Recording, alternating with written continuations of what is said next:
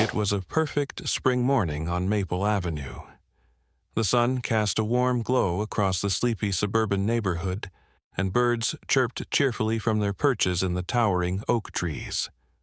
Little Ethan, just 18 months old with rosy cheeks and bright, curious eyes, toddled confidently down the sidewalk. What made this scene extraordinary was that in his tiny hands, he clutched 2 leather leashes connected to Atlas and Nova, a massive Saint Bernard and a gentle Siberian Husky. The dogs moved with incredible patience, matching their pace to Ethan's unsteady steps, their eyes constantly scanning their surroundings protectively. Neighbors often stopped to watch this heartwarming sight, a baby barely able to walk himself somehow guiding these 2 magnificent animals. Mrs. Peterson, watering her garden, waved at Ethan's mother, Sophia, who followed closely behind. "It still amazes me how those dogs listen to him," she called out. Sophia smiled proudly, but her expression changed when she noticed Atlas suddenly pause, his ears perking up. The massive dog's body tensed, and a low rumble began in his chest. Nova, too, had stopped, her blue eyes fixed on something in the distance. Ethan, oblivious to the change, giggled and tugged at the leashes. The dogs wouldn't budge.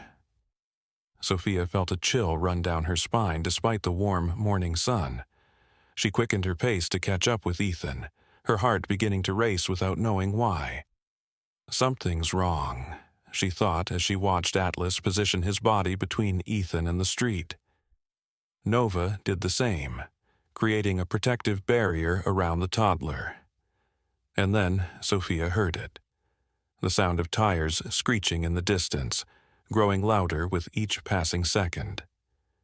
What happened next would change their peaceful morning walks forever, leaving the entire neighborhood in shock and disbelief. A black SUV barreled around the corner, much too fast for their quiet residential street. Sophia's heart leaped into her throat as she saw the vehicle swerve erratically, mounting the curb just 20 feet ahead of where Ethan stood. In that split second, Atlas let out a deafening bark and lunged forward, pulling the leash from Ethan's small hand. The motion knocked Ethan backward onto the soft grass of someone's front lawn. Nova immediately circled behind the toddler, her body forming a protective wall. "Ethan!" Sophia screamed, running toward her son. But her attention was divided between her child and the unfolding chaos before her. The SUV had come to a stop, its front tires still on the sidewalk. The driver's door swung open and a man stumbled out. His movements were uncoordinated, and even from where she stood, Sophia could see he was struggling to stay upright. "He's drunk," she realized with horror. Atlas stood between the man and Ethan, his massive 180-pound frame tense and ready, teeth bared in warning. The man took one unsteady step toward them, muttering something incoherent. Atlas growled louder. "Get back in your car!" Sophia shouted, reaching Ethan and scooping him into her arms. The toddler had started crying, more from surprise than injury. She held him tight, backing away slowly as Atlas continued to guard them. But then something unexpected happened. The man's face suddenly contorted in pain. He clutched at his chest, gasping for air. His knees buckled beneath him, and he collapsed onto the sidewalk. "Oh my God!" Mrs. Peterson cried from her yard. "I think he's having a heart attack." Sophia froze, conflicted. This man had nearly hit her son with his car. He was clearly intoxicated, but he was now in serious medical distress. Atlas seemed to sense the change in the situation. The dog's posture shifted, the growling stopped, though he remained vigilant. "Mrs. Peterson," Sophia called out, "can you take Ethan for a minute? And call 911. The elderly neighbor hurried over, arms outstretched. "Of course, dear. Come here, little one." After passing her son to Mrs. Patterson, Sophia cautiously approached the fallen man, Atlas and Nova flanking her protectively. The man's face had taken on a bluish tinge, and his breathing was shallow and rapid. "Sir, help is coming," Sophia said, kneeling beside him but maintaining a safe distance. "Try to stay calm." The man's eyes found hers, filled with pain and fear. "My medicine," he gasped, weakly gesturing toward the car. "Not drunk, heart condition." Sophia glanced at the SUV. Through the open driver's door she could see a small bag on the passenger seat. "Atlas, stay," she commanded firmly before moving to the vehicle. Inside the bag, she found an orange prescription bottle labeled nitroglycerin for emergency use. Returning to the man, she helped him take the medication. His breathing remained labored, but some of the tension seemed to leave his body. "I'm so sorry," he managed between gasps. "Lost control. Thought I could make it home." Sirens wailed in the distance, growing louder. Sophia looked back at Ethan, now calmer in Mrs. Peterson's arms, watching the scene with wide eyes. Nova had moved to sit beside them, attentive and protective. "You nearly hit my son," Sophia said, her voice shaking with the adrenaline still coursing through her. "If it wasn't for our dog." The man's eyes filled with tears. "I know, I shouldn't have been driving. The pain started suddenly." As paramedics arrived and rushed to assist the man, Sophia returned to Ethan, gathering him close, her heart still pounding. Atlas trotted over, nudging his massive head against Ethan's small hand. The toddler's tears had dried, and he patted the dog's fur. "Good boy," Ethan said in his little voice. "Good Atlas." Sophia buried her face in Atlas's thick fur, overwhelmed by how quickly their peaceful morning had transformed into near tragedy. "You saved him," she whispered to the dog. "You saved my baby." What Sophia didn't know was that this incident would set in motion a chain of events that would test their family in ways they could never have imagined, revealing secrets about Atlas and Nova that went far beyond normal canine loyalty and intuition. The following day, as Sophia sat at her kitchen table, sipping coffee and watching Ethan play with his blocks on the floor, the doorbell rang. Atlas and Nova, who had been lying protectively near Ethan, both lifted their heads simultaneously. Atlas let out a low, cautious growl. "It's okay, boy," Sophia reassured him, though she felt a flutter of unease. Since yesterday's incident, she'd been jumpy, her mind replaying those terrifying moments when Ethan had been in danger. She walked to the door with Atlas padding silently behind her, his massive frame a comforting presence. Through the peephole, she saw a man in his early 50s wearing a plain button-down shirt and khaki pants. He looked official but not threatening. Sophia opened the door part-way, keeping her foot against the bottom edge. "Can I help you?" she asked. The man smiled politely. "Mrs. Carter? My name is Dr. Daniel Mercer. I'm from the Advanced Canine Research Institute."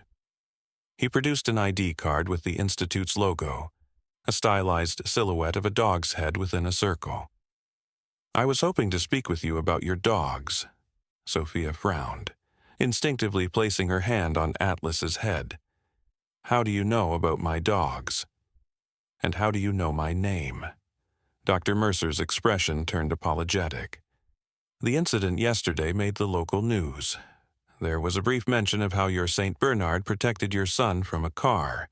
Our institute monitors such reports."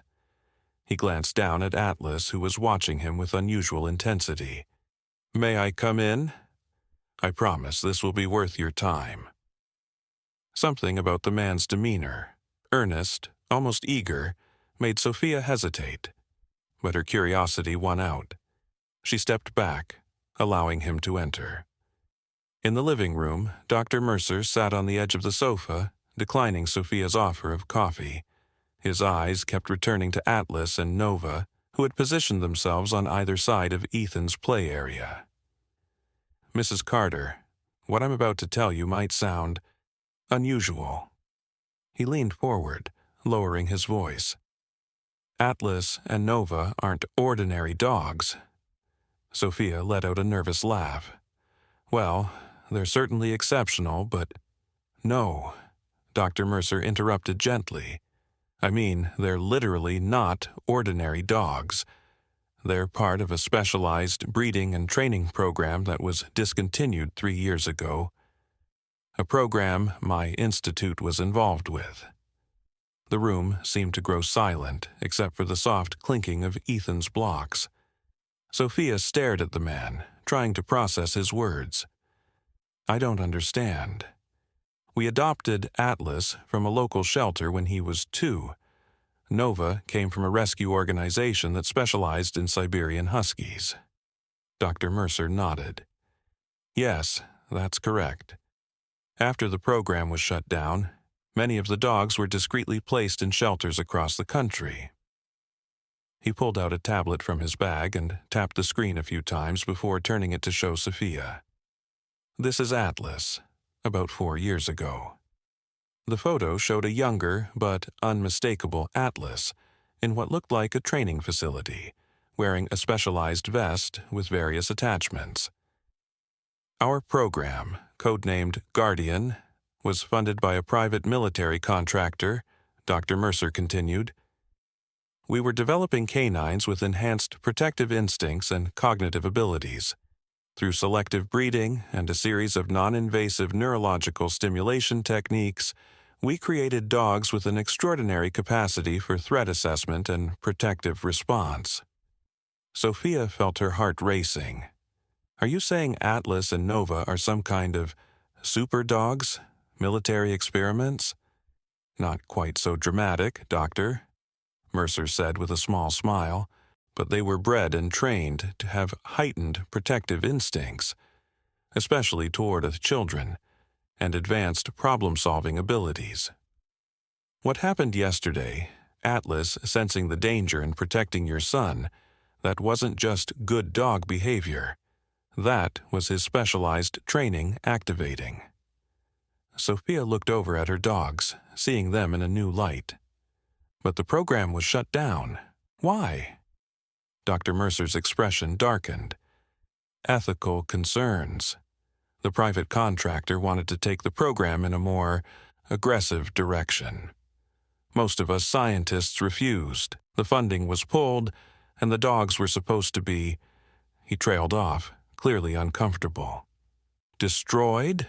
Sophia whispered, horrified. "Yes, but many of us couldn't allow that. So we secretly rehomed as many as we could through various shelters and rescues." He glanced at Atlas, who was still watching him intently. "We've been trying to track down all the Guardian dogs to ensure they're safe and well adapted to civilian life." "Most are, but what?" Sophia prompted, a new worry forming. "There have been incidents. Nothing like what you might imagine. No attacks or anything like that. But unusual behaviors, and—" He hesitated. "There's someone else looking for these dogs. Someone who worked on the program but had different ideas about its purpose." As if on cue, Ethan toddled over to Atlas, wrapping his small arms around the dog's neck. Atlas gently licked the boy's face, causing Ethan to giggle with delight. "Dr. Harrison," Dr. Mercer continued, watching the interaction between Ethan and Atlas. "She was brilliant, possibly the most talented behavioral geneticist on the team. But she became obsessed with the potential of what we were creating. When the program was terminated, she disappeared, along with significant research data and several of the dogs. And now she's looking for the others? For Atlas and Nova?" Sophia felt a protective surge rise within her. "We believe so. There have been break-ins at homes where guardian dogs were placed. In some cases, the dogs were taken." Sophia stood up abruptly. "Why are you telling me this? What do you want?" Dr. Mercer raised his hands in a placating gesture. "I'm here to warn you, Mrs. Carter, and to offer protection. Our institute has resources." A sharp bark from Nova interrupted him. The husky was standing at attention, her gaze fixed on the window. Atlas immediately moved to Ethan, nudging the boy toward Sophia. Dr. Mercer went pale. "They sense something," he whispered, rising to his feet. "Mrs. Carter, is there somewhere safe you can go? A neighbor's house, perhaps?" Before Sophia could respond, the sound of breaking glass came from the kitchen at the back of the house. Atlas let out a deep, threatening growl, unlike anything Sophia had ever heard from him. "It's her!" Dr. Mercer hissed, reaching into his jacket. "She found them faster than I expected." To Sophia's shock, he pulled out a small handgun. "Take your son and go out the front door. Now I'll hold them off." Sophia scooped up Ethan, her mind spinning with confusion and fear. "Who are you, really?" she demanded. "Someone who's trying to make things right," Dr. Mercer replied grimly, moving toward the kitchen. "Now go!" Nova appeared at Sophia's side, pushing against her legs, guiding her toward the front door. Atlas remained in a protective stance, his massive body positioned between the kitchen and his family. As Sophia fled through the front door, Ethan clutched tightly in her arms and Nova at her heels. She heard shouting from inside the house, followed by a sound that made her blood run cold, the sharp crack of a gunshot. The peaceful life she had known was shattering around her. Atlas and Nova weren't just beloved pets, they were valuable assets in some clandestine scientific program. And now, that dangerous past had caught up with them all, threatening everything Sophia held dear. Sophia ran down the street, her lungs burning and Ethan whimpering against her shoulder. Nova stayed close, her sleek body guiding Sophia toward Mrs. Peterson's house 3 doors down. The elderly woman was in her front yard, pruning roses, when she saw Sophia rushing toward her, panic etched across her face. "Sophia, what on earth?" Mrs. Peterson dropped her gardening shears. "Please, can we come inside?" Sophia gasped, glancing back at her house. "Call the police. Someone broke in. There was a gunshot." Mrs. Peterson's eyes widened in alarm. She quickly ushered Sophia, Ethan, and Nova into her home, locking the door behind them. "My grandson is a police officer," she said, picking up her phone with trembling hands. "I'll call him directly." While Mrs. Peterson made the call, Sophia paced the living room, her mind racing with terrifying possibilities. Atlas was still in the house. Dr. Mercer, if that was even his real name, had a gun. Who had broken in? Was it this doctor? Harrison that Mercer had mentioned? What about Atlas? Ethan asked tearfully, his small hands clutching his mother's shirt. Atlas come too. Sophia's heart clenched. Atlas is protecting our house, sweetheart. He'll be okay. She prayed it was true. Nova suddenly perked up, her ears swiveling toward the window. A low, warning growl vibrated in her throat. "They're outside," Sophia whispered to Mrs. Peterson, who was still on the phone. The elderly woman nodded, relaying the information to her grandson. Through the lace curtains, Sophia could make out a figure moving stealthily across Mrs. Peterson's front lawn. A woman with short silver hair, dressed in dark clothing. Something about her measured movement sent a chill down Sophia's spine. This wasn't a common burglar. This was someone trained, purposeful. "The police are on their way," Mrs. Peterson whispered, her voice quavering. "Thomas says to stay away from the windows and keep the doors locked." Another figure appeared on the lawn, Dr. Mercer, his shirt stained with what looked like blood. He was holding his arm awkwardly, clearly injured. To Sophia's immense relief, Atlas was at his side, seemingly unharmed. The silver-haired woman turned, noticing Mercer. She reached into her jacket, but before she could withdraw whatever she was reaching for, Atlas lunged forward with incredible speed. The massive dog knocked her to the ground, pinning her beneath his weight. Mercer staggered toward them, shouting something Sophia couldn't hear through the closed windows. The silver-haired woman struggled beneath Atlas, but the dog held firm, his teeth bared inches from her throat. Sirens wailed in the distance, growing steadily louder. The silver-haired woman twisted her head to look toward the sound, then said something to Mercer. Even through the window, Sophia could see the tension in their exchange. Mercer shook his head vehemently. The woman's face contorted with anger. Then, with a movement so quick it seemed impossible, she produced a small device from her pocket and pressed it against Atlas's side. The great dog yelped in pain and jumped back, allowing the woman to scramble to her feet. She cast one last glance toward Mrs. Peterson's house, toward Nova, before sprinting away just as a police car rounded the corner. 2 officers exited the vehicle, weapons drawn. One pursued the fleeing woman while the other approached Dr. Mercer, who raised his hands in surrender. Atlas stood at Mercer's side, now seemingly recovered but alert. Hours later, Sophia sat in the police station, Ethan asleep in her lap. Atlas and Nova lay at her feet, unwilling to leave her side even when the officers had suggested keeping them in another room. Something about the dog's demeanor, their calm, intelligent watchfulness, had made even the seasoned police officers acquiesce to their presence. Dr. Mercer sat across from her, his arm now bandaged. He had been questioned extensively, but surprisingly the police had treated him with a degree of deference after he'd made a phone call to someone he referred to only as the director. "I owe you a complete explanation," Mercer said quietly, mindful of the sleeping Ethan, "and an apology. I should have approached this differently." "You think?" Sophia's voice was cold with anger and residual fear. "My son could have been hurt, or worse." Mercer nodded gravely. "You're right, but you need to understand what we're dealing with. Dr. Harrison, Eliza, she's not just a scientist gone rogue. She was military intelligence before she joined our program. And what she wants with these dogs goes far beyond research." A police officer approached, interrupting them. "Dr. Mercer, we've got the preliminary report from your team at the research facility.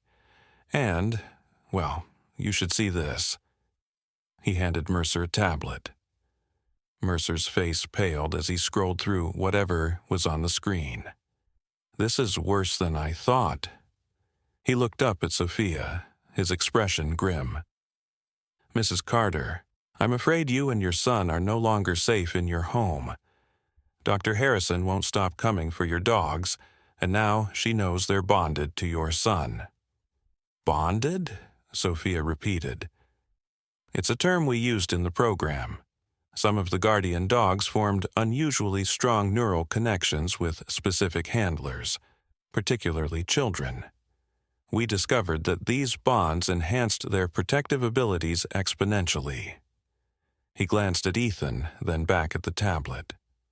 "According to these scans your dogs underwent when they were in the program, Atlas and Nova were among the handful that showed the highest capacity for neural bonding.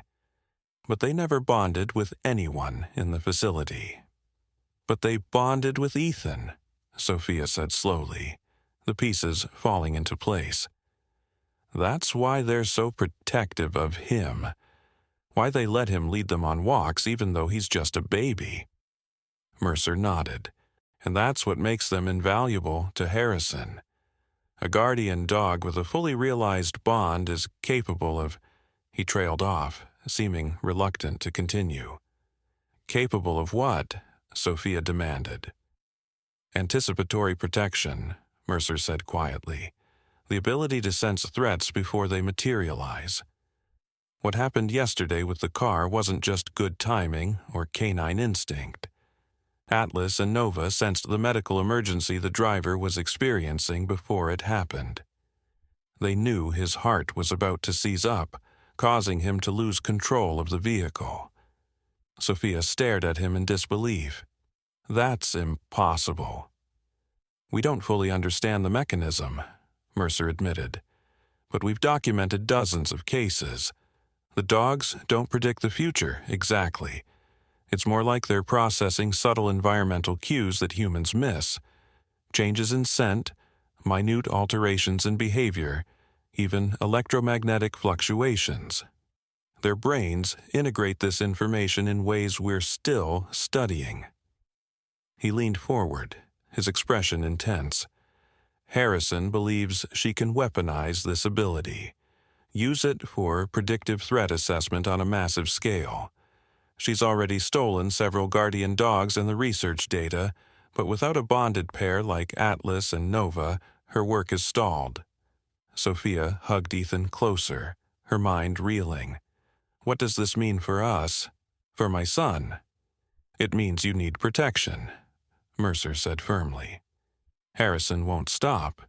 The woman is brilliant, but utterly without moral constraints. He hesitated. There's a facility, a safe house of sorts, where we've been protecting others like you. Families with guardian dogs. It's secure, comfortable, and your son would be with other children. You're asking us to go into hiding? To leave our home? Our lives? Sophia felt anger rising again. All because someone decided to play God with these animals and then lost control of their experiment? Mercer had the grace to look ashamed. I know how it sounds, but please believe me when I say that the alternative is far worse. Harrison will come back, and next time she'll be better prepared. Before Sophia could respond, the police station door burst open, and a tall, imposing man in a dark suit strode in. The officers straightened noticeably as he approached. Director Campbell, Mercer said, rising to his feet despite his injury. The newcomer nodded curtly at Mercer before turning his attention to Sophia. Mrs. Carter, I'm Director Alexander Campbell of the Advanced Threat Response Division. I understand you've had a traumatic day, and for that, I apologize. His voice was deep and authoritative, but not unkind. I'm afraid Dr. Mercer is correct about the danger you and your son face. Dr. Harrison's actions have escalated significantly in recent weeks. He placed a folder on the table between them. This is what happened 3 days ago to another family who declined our protection. With trembling hands, Sophia opened the folder. Inside were crime scene photos of a house reduced to charred ruins, and a newspaper article about a family of 4 killed in what authorities had ruled a gas explosion. It wasn't an accident, Director Campbell said quietly. Harrison is eliminating loose ends. Anyone who knows about the Guardian program and isn't under her control is a liability. Sophia felt the blood drain from her face.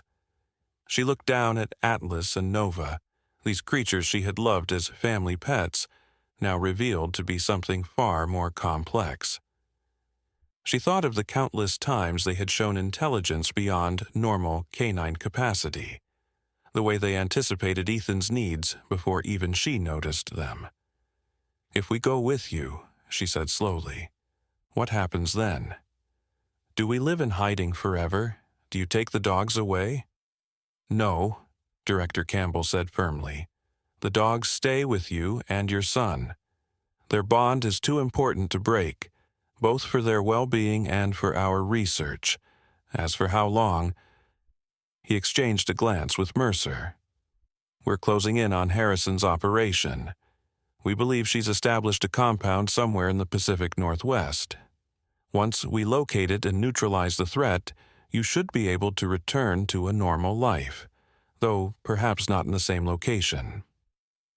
Sophia looked down at Ethan, still mercifully asleep despite the chaos unfolding around him. She thought of their quiet life on Maple Avenue, the simple joy of morning walks with the dogs, the neighbors who had become like family. All of it now shattered by revelations of secret programs and dangerous adversaries. I need time to think, she said finally. This is overwhelming. Of course, Director Campbell nodded understandingly. But I must insist that you remain under our protection while you consider. We've arranged secure accommodations nearby just for tonight. Tomorrow, you can make your decision. As Sophia followed Campbell and Mercer from the police station, Ethan still asleep in her arms, and the dogs padding silently beside her, she couldn't shake the feeling that her decision had already been made for her. The moment Atlas and Nova had come into their lives, seemingly by chance but now revealed to be by design, their fates had become intertwined with forces far beyond their quiet suburban existence. Outside, a sleek black SUV waited. As they approached, Sophia noticed Atlas and Nova both hesitate, their postures becoming alert. A warning prickle ran up her spine. "Something's wrong," she whispered, instinctively backing away. "The dogs, they sense something." Mercer and Campbell exchanged alarmed glances. Campbell's hand moved toward his jacket, but before he could draw his weapon, the driver's window of the SUV shattered in a spray of glass. The driver slumped forward against the steering wheel. "Get down!" Campbell shouted, pushing Sophia and Ethan behind a parked police car. Mercer followed, dragging his injured body behind cover as more shots rang out. Atlas and Nova positioned themselves protectively in front of Sophia and Ethan, their bodies tense, teeth bared. Their behavior now made perfect sense to Sophia. Not just loyal pets, but genetically enhanced guardians programmed to protect at all costs. "Sniper on the roof," Campbell muttered, peering cautiously around the edge of the car. Harrison must have had a backup plan. Police officers poured out of the station, weapons drawn, taking cover where they could. The quiet night erupted into chaos of shouted commands and the crackle of police radios. "We need to get you and your son out of here," Mercer said urgently. "There's a back entrance through the evidence room. If we can reach it—" His words were cut short by a new sound, the distinctive whump, whump, whump of helicopter blades. A powerful spotlight suddenly illuminated the parking lot, momentarily blinding them all. "That's not police," Campbell growled, shielding his eyes. "Harrison has more resources than we thought." The helicopter hovered lower, and through the open side door, Sophia could see the silver-haired woman from earlier, now holding what looked like a sophisticated tranquilizer rifle. She was aiming directly at Atlas and Nova. In that moment, as the world seemed to slow around her, Sophia made her decision. She would not let these people, any of them, take control of her family's destiny. Not Harrison with her amoral ambition, not Mercer and Campbell with their secretive government program. Whatever Atlas and Nova had been bred for, whatever abilities they possessed, they were now her dogs, her family's protectors. And she would protect them in return. "Atlas, Nova, come!" she commanded sharply, gathering Ethan close.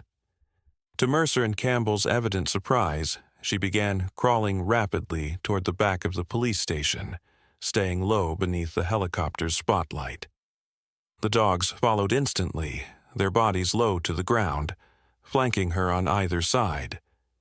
Behind them, she could hear Campbell shouting for his agents to provide cover fire, the sound nearly drowned out by the helicopter's roar. As they reached the corner of the building, Sophia glanced back one last time. Campbell was engaged in a firefight with unseen assailants, while Mercer spoke urgently into a radio. Neither was looking in her direction. Taking a deep breath, Sophia made her choice. With Ethan in her arms and the dogs at her side, she slipped away into the darkness, evading both sides of this conflict she'd never asked to be part of. She had no plan beyond escape, beyond finding somewhere safe to regroup and figure out who, if anyone, she could trust. One thing was certain. Atlas and Nova were more than just dogs, more than weapons or research subjects. They were guardians, bonded to her son in ways science had only begun to understand, and together they would find a way to protect each other from the dangerous forces now hunting them. As she disappeared into the night, Sophia couldn't know that her decision would set in motion events that would shake the very foundations of the Guardian program, and reveal secrets even Mercer and Campbell didn't know about the true origins and purpose of dogs like Atlas and Nova. The truth was stranger and more wonderful than anyone had imagined, and it would change everything. 3 days later, in a small, weather-beaten cabin deep in the Adirondack Mountains, Sophia sat by the window watching Ethan play with Atlas and Nova in the snow-covered yard. The cabin belonged to her late father, a reclusive man who had valued privacy above all else. It wasn't on any property records under her name, and she'd only visited a handful of times as a child. It was the perfect hiding place, at least temporarily. She had driven through the night after escaping the police station, stopping only to buy supplies with cash and to change the license plates on her car with ones she'd taken from an abandoned vehicle in a long-term airport parking lot. It wasn't legal, but neither was experimenting on animals and turning them into weapons, she reasoned. Sophia watched as Ethan giggled, throwing a stick that disappeared into a snowbank. Both dogs immediately began digging, their powerful bodies working in perfect synchronization until Atlas triumphantly emerged with the stick. They were magnificent animals, loyal, intelligent, and undeniably special. But as she observed their interaction with Ethan more carefully now, knowing what she did, subtle details took on new significance. The way they positioned themselves to always maintain a triangular formation with Ethan at the center. How they seemed to take turns watching the perimeter while the other played directly with the boy. Most striking was how they responded to Ethan's emotions, not just obvious ones like laughter or tears, but the smallest shifts in his mood. When Ethan's expression clouded momentarily as he struggled to stand in the deep snow, Nova was already moving to support him before he could fall, her body providing the perfect brace for his small frame. A sharp ringtone cut through her thoughts. Sophia tensed, then remembered the burner phone she'd purchased at a truck stop. Only one person had this number, her brother Michael, a cybersecurity specialist who lived off the grid by choice rather than necessity. "Mike," she answered, keeping her voice low despite the distance between the cabin and where Ethan played outside. "Did you find anything?" "More than I expected," her brother replied, his voice tense. "That flash drive you found in Atlas's collar? It's encrypted with military-grade security, but I managed to crack part of it. Sis, whatever these people were doing with these dogs, it goes way beyond what Mercer told you." Sophia's heart raced. When they'd first arrived at the cabin, she'd given both dogs thorough examinations, searching for tracking devices or anything unusual. Hidden beneath a specially designed compartment in Atlas's thick collar, she'd found a tiny waterproof flash drive. "What did you find?" she asked, her eyes fixed on the dogs outside. First, the Guardian program wasn't just military research. It involved something called Project Nexus, apparently some kind of classified xenobiology initiative. Xenobiology?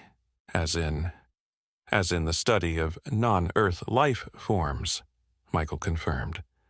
"I know how it sounds, but the documents are filled with references to the event and sample NX7, which they used in the dog's neural development." Sophia watched Atlas gently push Ethan away from a patch of ice on the frozen pond behind the cabin. The dog seemed to be deliberately guiding the boy to safer ground. "Are you saying Atlas and Nova are—" "What?" "Alien experiments." Michael sighed. "I'm saying that 27 years ago something crashed in the Mojave Desert that wasn't from around here. Most of it was destroyed on impact, but they recovered biological material with highly unusual properties. Eventually, scientists found a way to incorporate some of this material into the Guardian program. Sophia struggled to process this information. It seemed too fantastic to be true, yet it would explain the dog's extraordinary abilities. "There's more," Michael continued. "According to these files, the dogs aren't the end goal. They're a proof of concept for something called human augmentation, specifically targeted at—" He paused. "At what, Mike?" "At children," he said quietly. "Children under the age of 5, when neuroplasticity is at its peak. The bonding phenomenon you described. It's a precursor to what they really want to achieve. They believe the alien neural material could permanently enhance human cognitive abilities, but only in developing brains."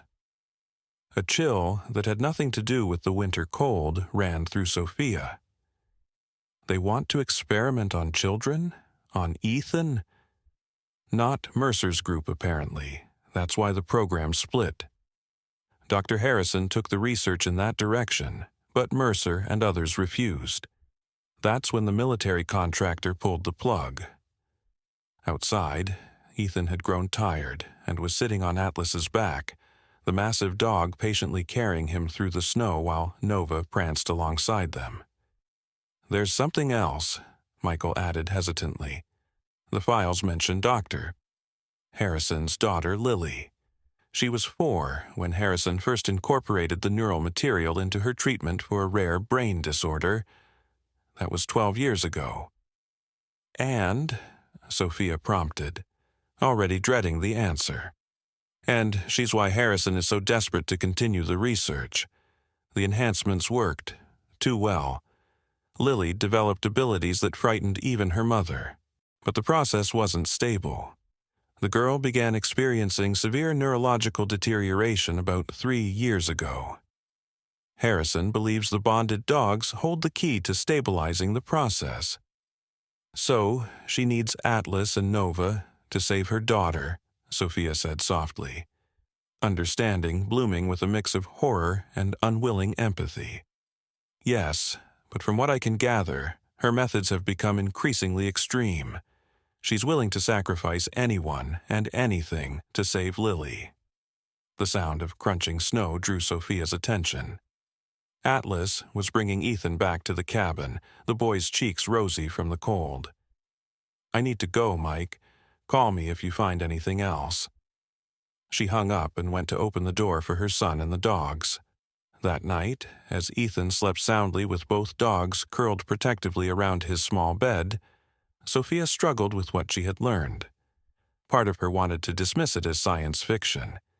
Yet the evidence was sleeping in the same room as her son.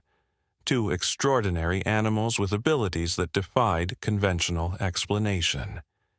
She was startled from her thoughts by a distinctive sound outside, the crunch of tires on snow.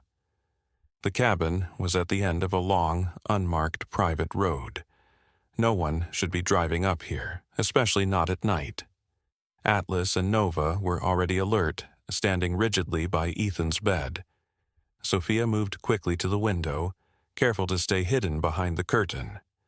A single set of headlights moved slowly up the drive, then stopped at a distance from the cabin. The lights went dark, but the engine remained running. Sophia reached for the hunting rifle she'd found in her father's closet. She had never fired a gun before, but the past days had stripped away many of her old certainties. She checked that Ethan was still sleeping, then moved silently to the front door. "Atlas, stay with Ethan," she whispered. The dog looked conflicted, torn between guarding the boy and protecting Sophia, but remained in place. "Nova, with me." With the husky at her side, Sophia cracked open the door, the rifle ready. In the moonlight reflecting off the snow, she could make out a single figure approaching on foot. A man, his hands raised to show he was unarmed. "Mrs. Carter," the voice called softly. "Please don't shoot. I'm alone, and I'm here to help." As the figure drew closer, Sophia recognized him with shock. It wasn't Mercer or Campbell or any of Harrison's people.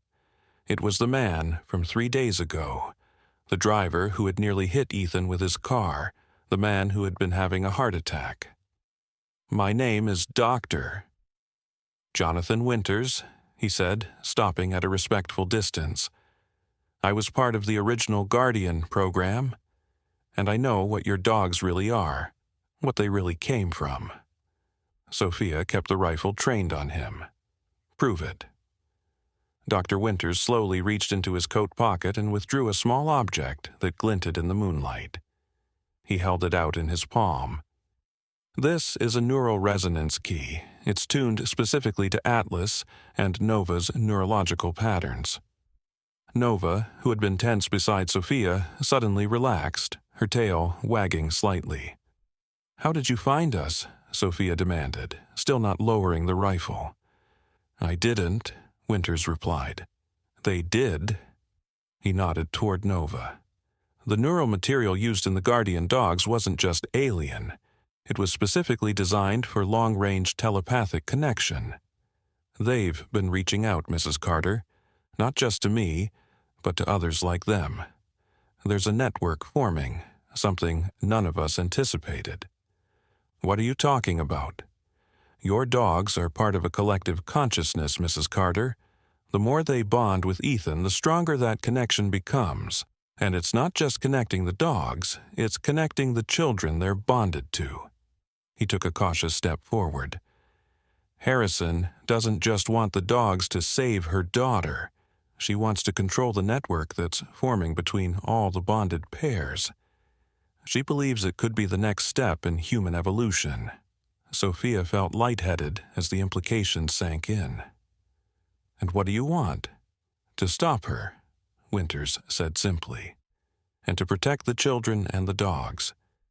What's happening is extraordinary, but it needs to unfold naturally, without manipulation or control. That's why I faked my heart attack that day. I needed to get close to Atlas and Nova, to confirm they were part of the Nexus program."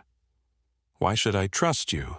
Sophia asked, though she noticed Nova seemed completely at ease with the man. "Because I have a bonded guardian too," Winters said softly. "My daughter Hannah was born with severe autism. 3 years ago she was paired with Orion, one of the first guardian dogs. The changes were miraculous. She began to speak, to connect with the world around her." His voice broke slightly. "But more than that, she began to have dreams. Vivid dreams about other children, other dogs, children she had never met but could describe in perfect detail." Behind Sophia, the cabin door opened wider, and Atlas emerged, followed by a sleepy-eyed Ethan clutching his blanket. "Mama," Ethan said, rubbing his eyes. "The nice man has a dog too, like us." Sophia stared at her son in shock. Ethan couldn't possibly have heard their conversation from inside. Winters nodded solemnly. "Yes, Ethan. I have a dog like yours, and a little girl who dreams about you." Ethan smiled, not at all surprised. "I dream about her too, and the others." Sophia lowered the rifle slowly, her entire understanding of reality shifting beneath her. "How many are there?" "Children with these dogs? 17 that we've confirmed," Winters replied, "all exhibiting similar developments: enhanced intuition, shared dreams, accelerated cognitive abilities. But Harrison has found at least 4 of them already." "What does she do when she finds them?" Sophia asked, though she feared she knew the answer. "She takes them to her facility in Oregon, the children and their dogs. She's trying to amplify and harness the neural network they're forming." He paused. "The ones she's captured, their dreams have become darker, frightened. The other children can feel it." Ethan nodded solemnly. "They're scared. The dogs try to help, but the bad lady has special collars that hurt them." Sophia pulled Ethan closer to her side, unnerved by his matter-of-fact description of something he couldn't possibly know through normal means. "What about Mercer and Campbell?" she asked. "Where do they fit into this?" They know about the Guardian program, but not the full extent of the Nexus project. They think they're just dealing with enhanced animals, not the beginnings of an interspecies neural network with potentially limitless capabilities. Winters looked at Ethan with a mixture of wonder and concern. The children are the key, not as test subjects as Harrison believes, but as natural bridges between human and non-human consciousness. Nova had moved to Ethan's side, pressing against him protectively, while Atlas positioned himself between the boy and Winters, alert but not aggressive. "What happens now?" Sophia asked, her voice steadier than she felt. "Now we find the others, before Harrison does," Winters replied. "There's a sanctuary, a place Harrison doesn't know about. Other parents, other children, other guardians. Together, they're stronger, better able to shield their presence from Harrison's detection methods." "And how do we get there? Every law enforcement agency in the country is probably looking for us by now." Winters smiled slightly. "That's where the benefits of a covert government program come in handy. I still have friends in useful places." He glanced at his watch. "A plane is waiting at a private airstrip about 30 miles from here. If we leave now, we can be at the sanctuary by morning." Sophia hesitated, weighing her options. This man could be lying, leading them into a trap. Yet Nova's acceptance of him was compelling evidence in his favor, and there was Ethan's inexplicable knowledge of Hannah and the other children. "Mama," Ethan said, tugging at her hand. "We need to go with him. The others are waiting. They need Atlas and Nova." His small face was solemn, his eyes somehow older than his years. "They need us to help the dream get stronger." Sophia made her decision. "Give us 15 minutes to pack." As Winters nodded and returned to his car, Sophia quickly gathered their essential belongings. She had no way of knowing if she was making the right choice, but one thing was clear. The world was far stranger and more wondrous than she had ever imagined, and her son, her ordinary, extraordinary little boy, was somehow at the center of it all. Outside, the snow had begun to fall again, covering their tracks, erasing evidence of their presence in this brief sanctuary. Soon they would join others like them, families bound to remarkable creatures that were more than pets, more than experiments, perhaps even more than guardians. They were messengers, bridges between worlds, catalysts for an evolution no one had anticipated. As they drove away from the cabin, Ethan sleeping peacefully between Atlas and Nova in the back seat, Sophia gazed out at the falling snow and wondered what dreams were passing between her son and the other children, what connections were forming in young minds touched by something not of this world. "You said the neural material was designed for telepathic connection," she said to Winters, breaking the silence. "Designed by whom?" Winters kept his eyes on the snowy road ahead. "That's the question that keeps me awake at night, Mrs. Carter. Because whoever, or whatever, created it, they clearly intended it to be found. The crash wasn't an accident. The material wasn't damaged. It was a gift left for us to discover." He glanced briefly in the rearview mirror at the sleeping child and his canine guardians. Or, perhaps more accurately, it was an invitation. An invitation to what? To the next chapter of our existence. Winter's voice was quiet but firm. Harrison sees weapons and power. Mercer sees scientific breakthrough. But the children, they see something else entirely, a beginning. As if on cue, Ethan stirred in his sleep, a small smile curving his lips as he dreamed of children he had never met, connected by dogs that were more than dogs, all of them moving toward a future that none of the adults could fully comprehend.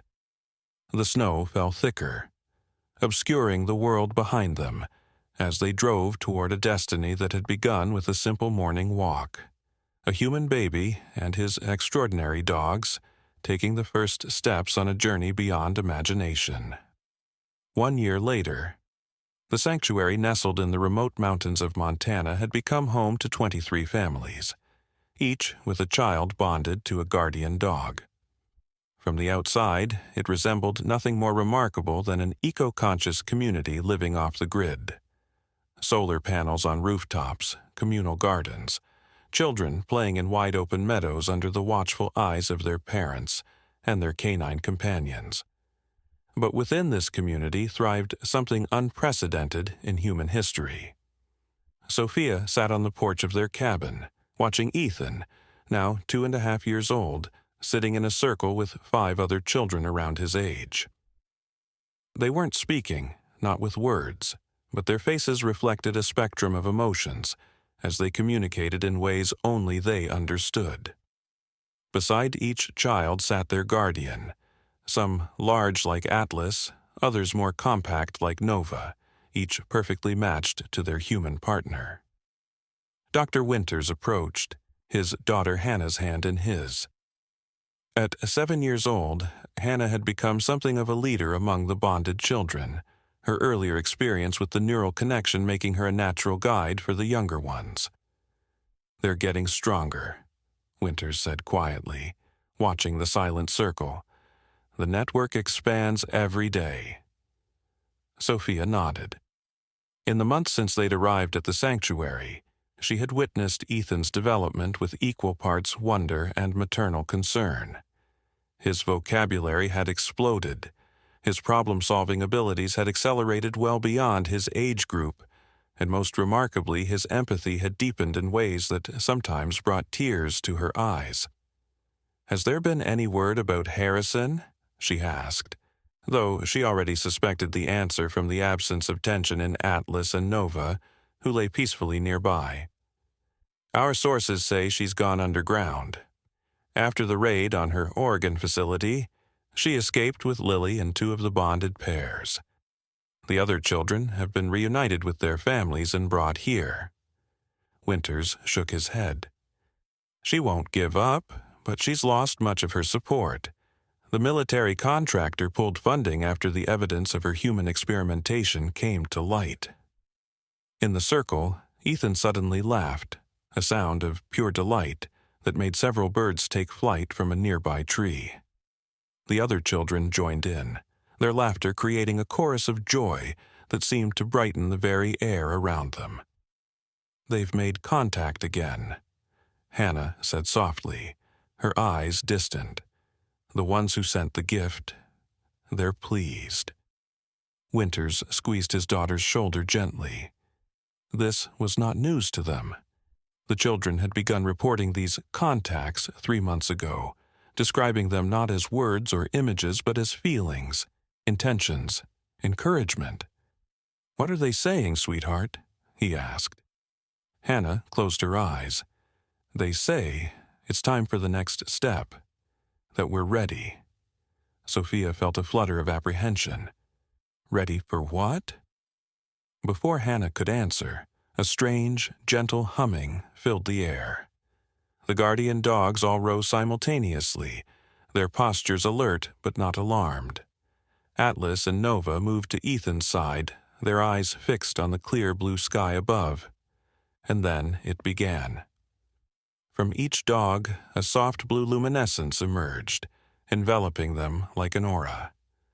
The glow spread to the children, connecting them with threads of light that pulsed with the rhythm of their heartbeats. Around the sanctuary, Sophia could see the same phenomenon occurring with other bonded pairs. Threads of light extending, connecting, weaving together into a vast, intricate web. Winters watched in awe, scientific curiosity warring with paternal concern. "It's a visual manifestation of the neural network," he whispered. "Somehow they're making it physically perceptible." Hannah turned to them, her face serene within its blue halo. "It's a beacon," she explained. "We're calling them home." The web of light expanded upward, reaching toward the sky, growing brighter until it was visible for miles, a column of radiant blue energy connecting Earth to heaven. In the circle, Ethan rose to his feet, his small face transformed by an expression of profound peace. "Mama," he called, his voice somehow both his own and not his own. "Come see." Drawn by love, stronger than fear, Sophia walked to her son. As she approached the circle, Atlas and Nova moved aside, creating a space for her. When she knelt beside Ethan, he took her hand in his small one. The moment their skin touched, Sophia gasped. Through Ethan, she could feel the network, dozens of minds linked together, children and dogs and something else, something vast and ancient and wise, reaching across unimaginable distances to touch them with gentle curiosity. "They're like us, Mama," Ethan said, his eyes reflecting stars that weren't visible in the daylight sky. "But different, too. They've been waiting so long for us to learn how to listen." "Who are they, baby?" Sophia asked, tears streaming down her face as she experienced the overwhelming sense of benevolence emanating from the presence Ethan had connected her to. "The ones who dream," Ethan replied simply. "They dream universes into being. And now they want to show us how." The column of light pulsed once, twice, and then expanded in a silent explosion that washed over the sanctuary, over the mountains, spreading outward in a wave that would eventually encompass the entire planet. It carried no destruction, only awareness, a gentle awakening, an invitation to a new kind of consciousness. In a high-security facility thousands of miles away, Dr. Eliza Harrison watched the same blue light envelop her daughter Lily and the guardian dogs she had taken. For the first time in years, the pain and desperation melted from her face as understanding dawned. She had been trying to control something that was meant to be freely given, to weaponize something designed to heal. "I'm sorry," she whispered as Lily turned to her with forgiveness in her glowing eyes. "I didn't understand." Across the world, people looked up at the expanding wave of light, with reactions ranging from fear to wonder. But as it passed through them, something shifted in their perception. Subtle for most, profound for some. Children especially seemed to resonate with the energy, many of them laughing with delight as it washed over them. Back at the sanctuary, the light began to recede, drawing back into the children and their guardians, until only a soft glow remained, pulsing gently beneath their skin. Winters helped Hannah to her feet as the circle of children broke apart, each returning to their families with eyes full of stars and secrets. "What happens now?" Sophia asked, holding Ethan close, feeling his heart beat against hers. "Now we learn," Hannah replied with the simple certainty of a child. "They've given us the key. It will take time, generations maybe, but we'll learn to dream like they do." "Dream?" Winters questioned. "To imagine and create together," Hannah explained. "Not alone in our heads, but together with all minds, all hearts. The dogs were the first bridge. They think differently than us, see the world differently. Learning to connect with them teaches us how to connect with everything." Atlas and Nova pressed close to Sophia and Ethan, their presence solid and reassuring amid the profound metaphysical shift they were all experiencing. "The story isn't ending," Ethan said, reaching up to touch his mother's tear-streaked face. "It's just beginning." In the days and weeks that followed, the world would struggle to explain the phenomenon that had been witnessed globally. Scientists would debate, religions would interpret, governments would investigate. But at the sanctuary and in small pockets around the world, where bonded children and their guardians gathered, a new understanding was taking root. The barriers between species, between minds, between worlds, they were more permeable than humanity had ever imagined. And the first steps toward that recognition had been taken by the most unlikely pioneers, babies, and their dogs, walking together into a future bright with possibility. On a crisp autumn morning 6 months later, Sophia watched Ethan race across the sanctuary's central meadow, Atlas and Nova bounding alongside him. Other children and their guardians joined in what looked like an ordinary game of tag, but was, she now knew, something far more complex. A dance of minds, a celebration of connection. Dr. Winters joined her, accompanied by a woman Sophia had come to respect deeply over the past months, Dr. Eliza Harrison, now a cautious ally in understanding the phenomenon she had once sought to control. The network has expanded to over 300 children worldwide, Harrison reported, her face softened by the peace she had found in surrender rather than domination. Most have formed spontaneous bonds with ordinary dogs, not guardians, but the connection is establishing itself nonetheless. And Lily? Sophia asked gently. Harrison's eyes found her daughter among the playing children, her once frail body now strong, her mind stabilized by the very network she had helped catalyze. Thriving. The deterioration has completely reversed. They watched in comfortable silence as the children played, their laughter carrying on the wind. Each of the adults had given up something to be here, careers, identities, notions of normality, but what they had gained transcended all sacrifice. As the sun began to set, casting golden light across the sanctuary, Ethan broke away from the group and ran back to Sophia, Atlas, and Nova faithfully at his heels.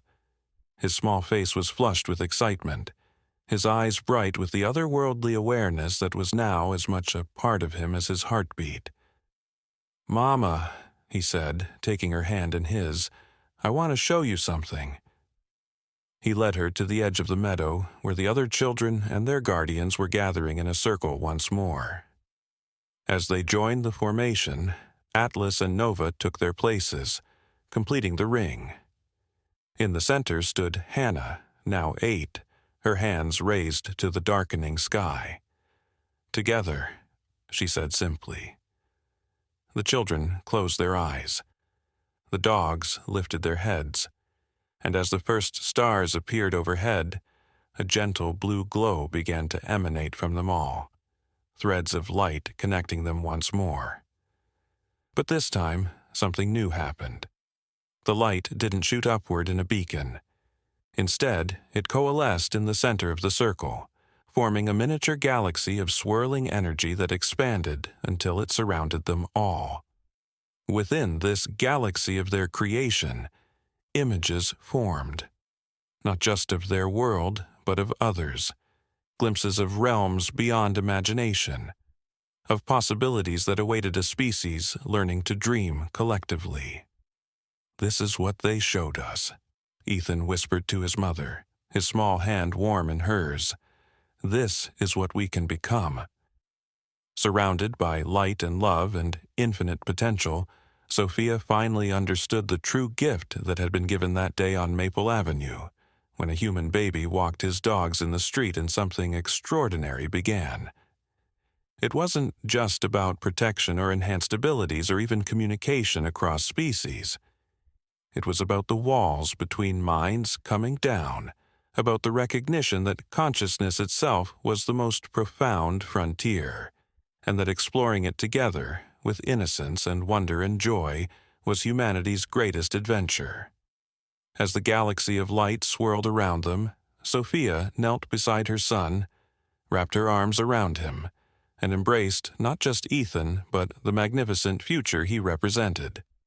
Atlas and Nova pressed close, their bodies warm, their minds open, bridges between worlds.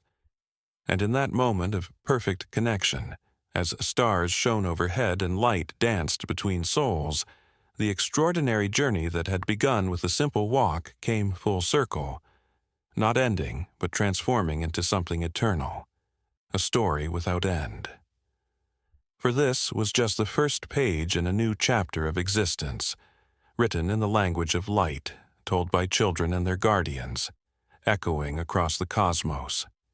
a testament to the power of bonds that transcend understanding, but not love. In the end, it wasn't about the shocking thing that happened on that street so long ago. It was about what happened next, and next, and next. A future unfolding like a dream shared by all. A dream powerful enough to reshape reality itself.